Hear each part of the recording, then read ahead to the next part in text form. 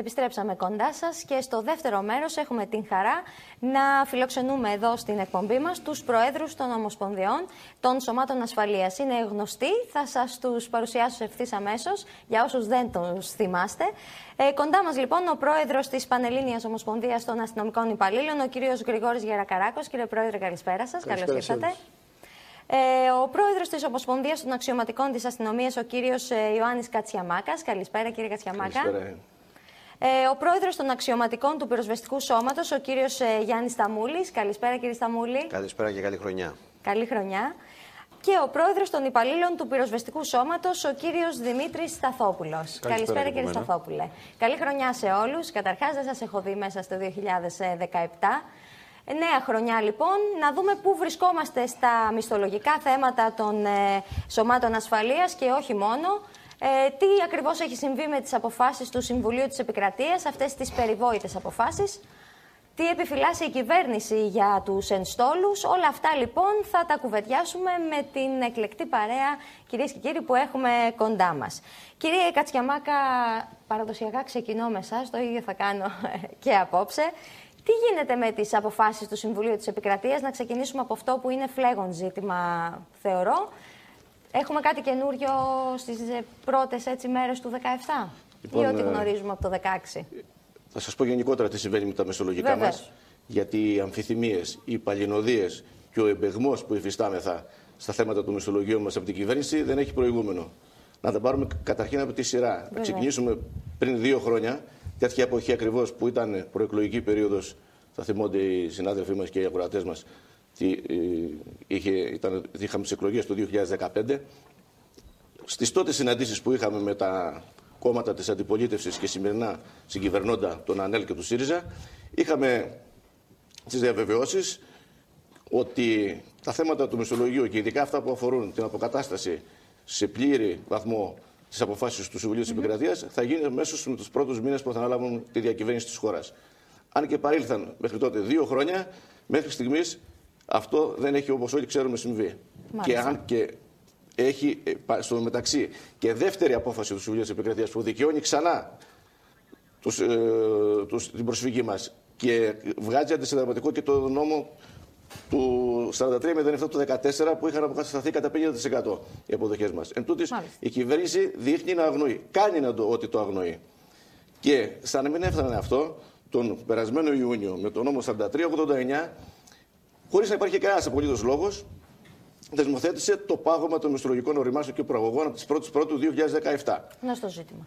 Για να χρυσώσει το χάπι, υποτίθεται ότι θεσμοθέτησε τα περίφημα ισοδύναμα, για τα οποία θα μιλήσουμε άλλωστε και για αυτά. Ακόμα τα ψάχνουμε πάντως. Όταν θα βρισκόντουσαν, δεν θα εφαρμόζονταν οι διατάξεις του νόμου που προανέφερα. Μέχρι σήμερα ισοδύναμα δεν έχουν βρεθεί και το αποτέλεσμα είναι ότι από την πρώτη του έτους οι μισθολογικές οριμάνσεις και τα χρονοεπιδόματα για τους ένστολους έχουν παγώσει. Μάλιστα, αφήνω λίγο την αστυνομία για πολύ λίγο, γιατί θα επανέλθουμε, και πάμε λίγο στο πυροσβεστικό σώμα. Κύριε Σταμούλη, ποια είναι η άποψή σας για τις αποφάσεις του Συμβουλίου της Επικρατείας, εν αναμονή τέλος πάντων αυτών των αποφάσεων και της εφαρμογής τους? Η μεγάλη παγωνιά που έπληξε τη χώρα μας συνέχισε και στα εσωτερικά τα δικά μας. Δυστυχώς η κυβέρνηση δεν τήρησε καμία από τις υποσχέσεις της και τα ισοδύναμα δεν βρέθηκαν. Άρα σημαίνει ότι από τον χρόνο τον καινούριο, από τη χρονιά που μπήκε, οι μισθολογικές οριμάσεις των συναδέλφων είναι κομμένες. Και όχι μόνο αυτό, δυστυχώς το πλεόνασμα της χώρας δεν άγγιξε καθόλου τα μισθολογικά τα δικά μας. Παρότι υπήρχαν οι διαβεβαιώσεις ότι από αυτά το πλεόνασμα θα δοθούν στα ειδικά μισθολόγια τα ισοδύναμα για να μην περικοπούν οι μισθολογικές προαγωγές μας και οριμάνσεις, τίποτα δεν έγινε. Και δυστυχώς υπάρχει σιγή, παγωμένη σιγή, για το θέμα της δικαίωσης του Συμβουλίου της Επικρατείας. Κανείς δεν συζητάει από υπεύθυνη πολιτεία και την πολιτική ηγεσία τη δική μας, αλλά κυρίως το Οικονομικό Υπουργείο, δεν συζητάει για την υλοποίηση αυτής της απόφασης.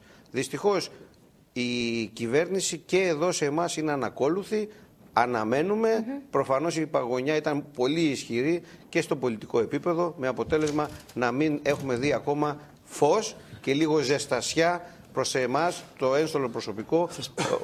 Σας πούλησε και σε εσάς έρχομαι. Και βέβαια, όχι μόνο όπως θα το πούμε και στη συνέχεια, δεν φτάνει αυτή η μεγάλη παγωνιά στα μισθολογικά. Έρχεται και άλλη μεγάλη καταιγίδα που έχει ξεσπίτωμα εκατοντάδων συναδέλφων από όλη την Ελλάδα για να επανδρώσουν. Κύριε Σταμούλη, ούτως ή άλλως θα επανέλθω σε εσάς και θα έχουμε το χρόνο να πούμε κι άλλα.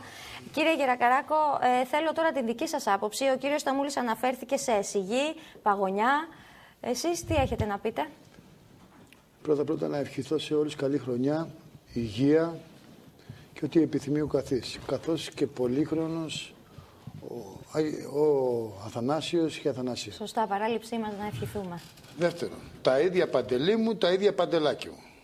Ενώ η σημερινή κυβέρνηση κατηγορούσε την προηγούμενη κυβέρνηση που έδωσε το μισό, και αυτή φυσικά η προηγούμενη κυβέρνηση δεν έκανε αυτό που έπρεπε να κάνει βάσει τη απόφαση του ΤΕ. Όμως έδωσε το μισό. Και να πούμε τις αλήθειες. Έρχεται η σημερινή κυβέρνηση που την κατηγορούσε τότε και λέει: όχι μόνο κύριοι, δεν θα σας δώσω εγώ, θα σας πάρω κιόλας. Δηλαδή εκεί που μας πρόσταγαν, θέλω να πάρουν και το πόδι. Και όταν εμείς στα συνδικαστικά όργανα βγαίνουμε και λέμε την αλήθεια, τη μία μας κατηγορούν και βάζουν ταμπέλες κομματικές. Και ακούστε κύριοι, εμείς ένα θα σας πούμε.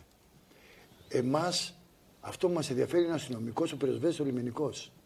Αυτοί είναι που κρατούν αυτή τη χώρα και αυτή τη δημοκρατία. Είτε κεντρώοι, είτε δεξιοί, είτε αριστεροί, αν είσαστε απέναντι στους συναδέλφους μας, θα είμαστε απέναντι. Αν είσαστε μαζί τους, θα είμαστε μαζί. Αυτός είναι ο στόχος μας. Και αφήστε αυτά που ξέρετε, να θέλετε να διαιρέσετε και να κομματικοποιήσετε το συνδικαλιστικό κίνημα, για να μπορείτε να το διαχειριστείτε. Εμείς θα παλέψουμε και θα παλέψουμε μέχρι τέλος. Διότι οι οικογένειες μας πεινάνε όπως πεινάει όλο το κοσμάκι. Όλο το κοσμάκι. Και όταν οι πολιτικοί ανοίγουν το στόμα τους, πλέον θα είναι μετρημένα τα λόγια τους το τι λένε στο κοσμάκι. Το ψέμα δεν πάει άλλο. Δεν πάει άλλο. Κύριε Γερακαράκο, θα επανέλθω σε εσάς. Κύριε Σταθόπουλε, έρχομαι τώρα στο σώμα των πυροσβεστών που δίνουν τη ζωή τους πραγματικά. Δεν είναι, αυτό δεν το λέμε έτσι για να το πούμε, είναι πραγματικότητα, δεν είναι σχήμα λόγου. Πείτε μας λίγο κι εσείς, καταθέστε μας την άποψή σας για τις αποφάσεις του Συμβουλίου της Επικρατείας, που τις αναμένουμε και δεν εφαρμόζονται. Τις αναμένουμε κι εμείς. Εάν μας πει κάποιος τι σκέφτονται και τι αποφασίζουν, να μας το πει και εμάς. Έχουμε τώρα περίπου πάει ένας χρόνος από τη στιγμή που έχουν περάσει αυτές τις διαδικασίες και ακόμα περιμένουμε. Ήδη εμείς σαν πυροσβεστικοί έχει πάρει αναβολή το αίτημά μας και θα εκδικαστεί, αν δεν θυμάμαι καλά, στις αρχές Μαρτίου. Με την ευκαιρία τώρα αυτής της εκπομπής, που μας δίνετε το λόγο, θα ήθελα να σας ενημερώσω ότι, όπως είπε και ο πρόεδρος της ΕΑΠΣ, ο κ. Σταμούλης, ότι την Παρασκευή στις 20 του μήνα, στην πλατεία Ευαγγελισμού, έχουμε κλαδική κινητοποίηση πυροσβεστών, πανελλαδική έστολη κινητοποίηση. Όλοι οι συναδελφοί μας από όλη την Ελλάδα θα έρθουν στην Αθήνα, διότι η φυσική μας και η πολιτική μας ηγεσία, εντελώς αντιδημοκρατικά και χωρίς να μας δώσει την ευκαιρία και χωρίς να μας δώσει και σε ένα διάλογο να μπούμε σε μια διαβούλευση, με αφορμή αυτή την στελέχωση των 12 περιφερειακών αεροδρομίων, που έχει στο όνομα της συμφωνίας που έχει κάνει με την Fraport, και όπως μας λένε που έχουμε έρθει σε διάφορες συγκρούσεις μεταξύ της πολιτικής ηγεσίας, ότι και όχι μόνο, ότι κύριοι είστε υποχρεωμένοι να επανδρώσετε τα περιφερειακά αεροδρόμια. Γιατί έχει υπογράψει σύμβαση το κράτος, άρα κατ' επέκταση πυροσβεστικό σώμα, άρα κατ' επέκταση μας θέλουν 500 πυροσβέστες αυτή τη στιγμή να πάμε στα νησιά, σε διάφορες περιοχές της Ελλάδος για να επανδρώσουμε τα αεροδρόμια. Έτσι, αυτοί προσπαθούν βέβαια με νόμιμο τρόπο να το περάσουν, με τροποποίηση του κανονισμού μεταθέσεως, στην οποία θα είναι η κατάργηση του κανονισμού μεταθέσεων. Γι' αυτό καλώ όλους τους συναδέλφους μας την Παρασκευή 20 του μήνα να είστε στην πλατεία Ευαγγελισμού και μετέπειτα να ακολουθήσει πορεία στη Βουλή, ώστε να ενημερώσουμε το Ελληνικό Κοινοβούλιο που ενδεικτικά μας ενημέρωσαν ότι μη φωνάζετε, 270 βουλευτές το ψήφισαν. Τι μπορείτε να κάνετε? Οπότε οι πυροσβέστες καταλήγουμε ότι θα το παλέψουν και το παλεύουν. Μισό λεπτό. 270 βουλευτές το ψήφισαν να μεταφερθούν να εξαγαρωστούν από τη Φράπορτα τα περιφερειακά αεροδρόμια, αλλά δεν είπαν στους κυρίους αυτούς όμως ότι για να γίνει αυτή η σύμβαση πρέπει να ξεσπιτωθούν 500 πυροσβέστες στη Μύκονο, στη Σαντορίνη, στη Σκιάθο, στη Μυτιλήνη, στη Σάμο και σε όλη την Ελλάδα. Δεν τα είπατε αυτά στους κύριους βουλευτές. Υπογράψατε μια σύμβαση. Τα ξέρουν αυτά, κύριοι βουλευτές, ότι θα ξεσπιτωθούν 500 άνθρωποι αυτή τη στιγμή. 500 πυροσβέστες.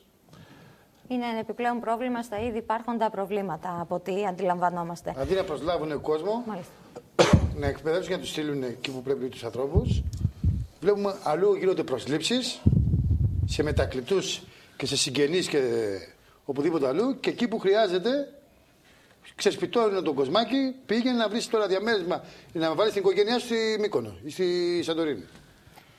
Κύριε Σταμούλη, αλλάζω λίγο θέμα. Μένω βέβαια σε περίπου παρόμοια ζητήματα με αυτά που έχουμε ξεκινήσει να συζητούμε. Θα έρθω λίγο στα ειδικά μισθολόγια. Τι ορίζει το Συμβούλιο της Επικρατείας για τα ειδικά μισθολόγια, και θα ήθελα να υπενθυμίσουμε γιατί ονομάζονται ειδικά μισθολόγια τα μισθολόγια των σωμάτων ασφαλείας. Καταρχήν, εμείς λέμε ότι το ειδικό μισθολόγιο των σωμάτων ασφαλείας είναι ειδικό φτωχολόγιο. Γιατί σε καμία περίπτωση δεν ανταποκρίνεται. Μην πιστεύει ο κόσμος ότι το ειδικό μισθολόγιο είναι ένα προνομιακό μισθολόγιο. Απλά είναι μισθολόγιο πείνας και αναντίστοιχο της εργασίας του συναδέλφου. Ο συνάδελφος ένστολος των σωμάτων ασφαλείας δουλεύει 24 ώρες το 24ωρο κάθε μέρα όλο το χρόνο με τις πιο αντίξωες συνθήκες, αντί ενός μισθού πολύ συγκεκριμένου. Δεν παίρνει ούτε υπερορίες, δεν παίρνει ούτε τίποτα έξτρα και πεθαίνει τις περισσότερες φορές σε πιο δύσκολες αποστολές από αυτές. Και πεθαίνει επίσης νωρίς όταν συνταξιοδοτείται. Οι δικοί μας συνταξιούχοι είναι αυτοί που φεύγουν πιο νωρίς από αυτό το μάτιο του το κόσμο. Αυτό είναι το ειδικό μισθολόγιο. Αυτό το ειδικό μισθολόγιο η κυβέρνηση αυτή θέλει να το πάει ακόμα παρακάτω, να το περικόψει. Και γι' αυτό έχει ξεκινήσει ένας διάλογος για τον εξορθολογισμό. Είναι καινούρια λέξη αυτή. Ο εξορθολογισμός του ειδικού μισθολογίου, ο οποίος επί της ουσίας είναι, θα μπει στη μνημονιακή κλίνη του προκρούστη και όπως το έχουμε δει τα προηγούμενα χρόνια θα το περικόψει. Το Συμβούλιο της Επικρατείας ήρθε και είπε το αυτονόητο, ότι αυτοί οι άνθρωποι εδώ, με αυτές τις ειδικές συνθήκες, παίρνουν παίρνουν αυτές τις ειδικές αποδοχές, που διασφαλίζει τι? Ότι είναι ένα όριο στο να μην πεινάνε. Και τους λέει ότι μην το πάτε παρακάτω, κρατήστε το εκείνο στα επίπεδα του 12, εξασφαλίστε το, κρατήστε το συγκρατήστε εκεί, ώστε όχι να είναι πλούσιοι, να είναι αξιοπρεποί και να είναι αξιόμαχοι. Αυτό τους είπε. Και αυτό τους λέμε κι εμείς. Και αυτό το λέει και ολόκληρη κοινωνία. Και λέμε μην πάτε παρακάτω. Η αξιοπρέπεια είναι δικαίωμα. Και μην εξαθλιώσετε αυτούς τους ανθρώπους, οι οποίοι τι κάνουνε? Το είδατε και στο χιονιά. Όταν η κρατική μηχανή παγώνει, μόνο οι άνθρωποι των σωμάτων ασφαλείας είναι αυτοί που βγαίνουν έξω στο χιονιά να κάνουν το καθήκον τους. Θα επανέλθουμε. Απλά σε αυτό το σημείο θα ήθελα να ενημερώσω όσους και όσες μας παρακολουθούν ότι στο τηλέφωνο που βλέπουν στις οθόνες τους μπορούν να επικοινωνήσουν μαζί μας για οποιαδήποτε παρέμβαση. Κύριε Κατσιαμάκα, πόσες μειώσεις έχετε υποστεί με όλα αυτά τα μνημόνια? Όλοι έχουμε καταλάβει, δεν γίνεται να μην το καταλάβουμε, το έχουμε καταλάβει στο πετσί μας, ότι βιώνουμε χρόνια μνημονιακά. Τι ακριβώς όμως, σε αριθμούς, πώς το έχετε εσείς βιώσει? Λοιπόν, πριν απαντήσω στην ερώτησή σας, να πω ότι και εμείς ως Ομοσπονδίες συμπαραστεκόμαστε και είμαστε δίπλα στους συναδέλφους μας πυροσβέστες που δίνουν αυτό το δίκαιο αγώνα, όχι ζητώντας κάτι εξαιρετικό, ζητώντας να εφαρμοστεί η νομιμότητα. Δεν μπορεί να ευνηδιάζονται κάποιοι εργαζόμενοι στα μέσα του χειμώνα και να ζητείτε από αυτούς, να απαιτείτε μάλλον, να στελεχώσουν περιφερειακές υπηρεσίες αεροδρομίων που βρίσκονται σε διάφορες περιοχές της χώρας, από μακρισμένα νησιά μέχρι τη Βόρεια Ελλάδα. Λοιπόν, για το θέμα τώρα που με ρωτάτε, το έχουμε πει και κατ' επανάληψη άλλωστε, οι περικοπές που έχουμε υποστεί από το 2010 και μετά ξεπερνούν το 40% και σε πολλές περιπτώσεις το 50%. Τεράστιες σημειώσεις. Πάρα πολύ μεγάλες. Αν συνυπολογιστεί ότι καταργήθηκαν και τα δώρα που παίρναμε από τους άρρωστους εργαζόμενους. Λοιπόν, τώρα στην προκειμένη περίπτωση η κυβέρνηση δεν έχει το στένος, δεν έχει το θάρρος να πει τι σχεδιάζει. κρύβεται πραγματικά, κρύβεται από εμάς που είμαστε οι θεσμικοί εκπρόσωποι των εργαζόμενων στο Σώματα Ασφαλείας, δια του αρμοδίου Υπουργού. Αναφέρομαι ότι κρύβεται, του κ. Χουλιαράκη, ο οποίος μέχρι στιγμής αποφεύγει να μας δει όπως το διάβολο στο λιβάνι. Αν και του έχουμε στείλει κατ' επανάληψη αιτήματα να τον συναντήσουμε, το τελευταίο μάλιστα έγινε πριν μία εβδομάδα, αποφεύγει, όπως σας είπα, να μας συναντήσει και μας κρατάει στο σκοτάδι, μη γνωρίζοντας τι ακριβώς σχεδιάζουν για μας. Εάν όμως έχουν κατά νου να μας ευνηδιάσουν, να το ξέρουν ότι είναι πολύ γελασμένοι, γιατί εμείς έχουμε θέσει ήδη τις Ομοσπονδίες και τους συναδέλφους σε κόκκινη ετοιμότητα και είμαστε έτοιμοι να αντιδράσουμε άμεσα σε οποιαδήποτε απόπειρα υπάρξει, να κατατεθεί νέο μισθολόγιο, το οποίο θα έχει περαιτέρω μειώσεις. Και τελειώνοντας με αυτό, επειδή ακούω συνεχώς ότι ναι, μισθολόγιο θα υπάρξει, αλλά δεν θα έχει μειώσεις, τότε ποιος ο λόγος θα γίνει μισθολόγιο? Μπορεί να μας εξηγήσει κάποιο κυβερνητικό στέλεχος, ή Υπουργός Εθνικής Άμυνας ή Υπουργός Οικονομικών. Για ποιο λόγο γίνεται το νέο μισθολόγιο, αφού δεν έχει μειώσεις? Για να ανακατέψουμε ξανά την τράπουλα? Ή μήπως έχουν σκοπό όποιες μειώσεις υποστούμε να μας τις επανορθώσουν όπως με τους συνταξιούχους? Αυτό που γίνεται αντιληπτό είναι ότι έχετε έντονη ανησυχία για το τι πρόκειται να γίνει. Δίνοντάς μας ένα επίδομα. Κύριε Γερακαράκο, θέλω να έρθω σε εσάς. Έχουμε πει και έχουμε ξαναπεί από αυτήν την εκπομπή ότι το επάγγελμα του αστυνομικού έπρεπε να έχει αναγνωριστεί ως επικίνδυνο και στην πράξη και στα λόγια. Ούτε στα λόγια μερικές φορές δεν αναγνωρίζεται, ή μάλλον εντάξει, αναγνωρίζεται στα λόγια, αλλά τελικά τι πρέπει να συμβεί με αυτό που το συζητούμε και το ξανασυζητούμε και φως δεν βλέπουμε? Με την ερώτησή σας, να μην παραλείψω να δώσω τα θερμά μου συλληπιτήρια. Χτες το βράδυ ακόμα ένας συνάδελφός μου από τα ΜΑΤ έδωσε τέλος στη ζωή του, στην οικογένειά του. Όλο το πολιτικό σύστημα είναι ένοχο. Είναι ένοχο προς αυτό. Και γιατί είναι ένοχο? Εκτός από την εποχή των μνημόνιων, ξέρετε τι γίνεται. Όποιος θα ακούσει τώρα, πρέπει να υπάρχει μια λογική. Δηλαδή, νομοθετούν αυτή τη στιγμή οι άνθρωποι που παίρνουν 5 και 6.000 ευρώ το μήνα για ανθρώπους που παίρνουν 500, 400, 600 ευρώ. Και θέτουν τη ζωή τους σε κίνδυνο, εννοείται. Όχι μόνο για τους αστυνομικούς, για όλη την κοινωνία. Εγώ θα ήθελα να νομοθετήσουν αυτοί οι άνθρωποι αυτά τα μέτρα, αλλά να έρθουν και αυτοί σε αυτό που παίρνει ο κάθε πολίτης ή ο αστυνομικός, είτε έστωλος είναι, είτε ο απλός πολίτης. Όταν ένας άνθρωπος νομοθετεί, υπάρχει περίπτωση εμένα να μου δώσει το επικίνδυνο όταν αυτός θα παίρνει το μήνα 8.000 ευρώ? Υπάρχει περίπτωση. Υπάρχει περίπτωση. Είδατε εσείς κανένα νομοθέτημα μέσα στα μνημόνια που όχι να πετσοκόβει, να έχει τα φορολόγητο που έχει ο απλός πολίτης? Και τα ισοδύναμα δεν είδαμε όμως και θα ήθελα να αναφερθούμε και σε αυτό. Λοιπόν, και όχι μόνο αυτό. Δεν έχουν έρθει ακόμα τα ισοδύναμα. Ποια ισοδύναμα? Δεν έχουν βρεθεί. Ποια ισοδύναμα? Το δικό μας το Υπουργείο είναι μέσα πάνω από 60 εκατομμύρια. 58-800 τόσο. Ποια ισοδύναμα? Γιατί κοροϊδεύω? Το πάγωμα είναι μνημονιακή δέσμευση? Γιατί λένε ψέματα συνέχεια στον κόσμο? Το πάγωμα είναι επιλογή της κυβέρνησης. Παγώματα δεν έγραφε το μνημόνιο. Το μνημόνιο έλεγε εξορθολογισμό. Γιατί τις λέξεις πρέπει να τις κάνουμε πιο όμορφες. Δηλαδή την Τρόικα την ονόμασα θεσμούς. Τις περικοπές, εξορθολογισμό. Κύριε Σταθόπουλε, πρέπει να έρθω σε εσάς γιατί ο χρόνος μας πιέζει, αρχίζει να μας πιέζει. Εσείς τι έχετε να πείτε για το επικίνδυνο του επαγγέλματος των πυροσβεστών, που επί του πρακτέου έχει αποδειχτεί αυτό, έτσι? Υπάρχουν θύματα και στο δικό σας επάγγελμα. Όμως δεν έχει αναγνωριστεί το επικίνδυνο. Νομικά. Δυστυχώς όχι μόνο δεν αναγνωρίζεται το επικίνδυνο, αλλά η πολιτεία και κατ' επέκταση η φυσική και η πολιτική μας ηγεσία με τις χωρίς διάλογο τροποποιήσεις που θέλει να κάνει ακόμα πιο επικίνδυνα τα πράγματα για εμάς τους πυροσβέστες. Διότι όταν αυτή τη στιγμή θα αναγκαστούν 500 άνθρωποι να πάνε στα νησιά ή σε διάφορα μέρη της Ελλάδος και άλλοι 350 περίπου με την επέκταση των εθνικών οδών που θα πάνε και αυτοί στα διάφορα κλιμάκια που θα γίνουν σε εθνικής οδό, θα λείψουν από την πυρασφάλεια της χώρας 700 άνθρωποι. Δεν είναι μόνο επικίνδυνο για τον πυροσβέστη. Είναι και για τον ελληνικό λαό κατ' επέκταση. 700 άνθρωποι λιγότεροι θα έχουμε φέτος την αντιπυρική περίοδο. Μάλιστα. Θα ήθελα σε αυτό το σημείο να τονίσω ότι είναι πάρα πολλές οι παρεμβάσεις συναδέλφων σας στο τηλεφωνικό μας κέντρο που σας ζητούν να συνεχίσετε έτσι στεναρά τον αγώνα για τη δικαίωση των αιτημάτων σας. Και πριν κλείσουμε, γιατί ο χρόνος είναι πολύ λίγος, θα ήθελα από όλους μια σύντομη κουβέντα για αυτά που διαδραματίζονται και για τα όσα βέβαια σκέφτεστε και βλέπετε μέσα σε αυτό το νέο έτος.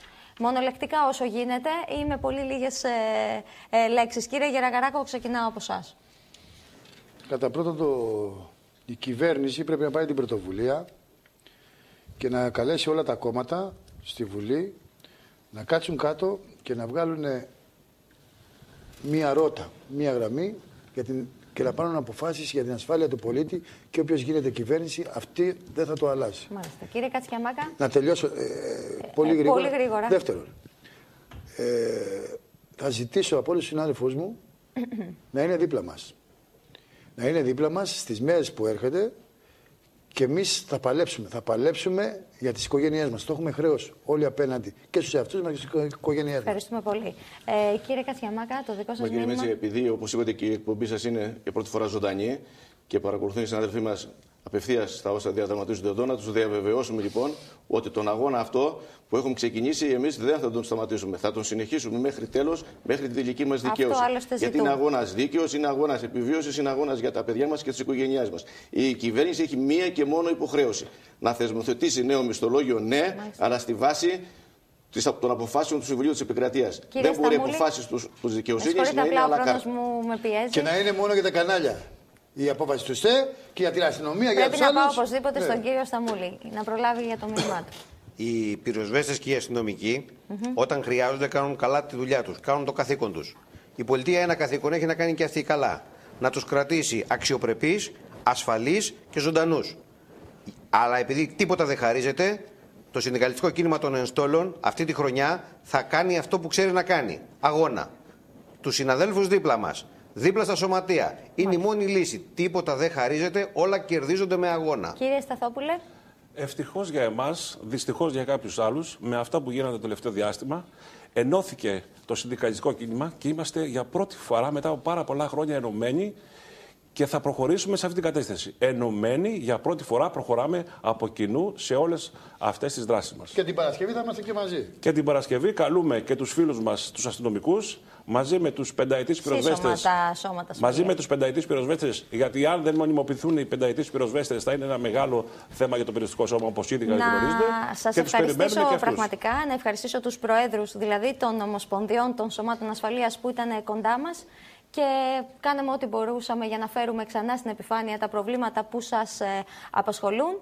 Ευχαριστούμε πάρα πολύ και όσους βέβαια μας παρακολουθήσατε και όσους είχατε την διάθεση και το χρόνο να παρέμβετε με τα τηλεφωνήματά σας. Εμείς θα ανανεώσουμε το ραντεβού μας για την επόμενη Τετάρτη εδώ στο Blue Sky στις 7 το βράδυ. Καλό σας βράδυ.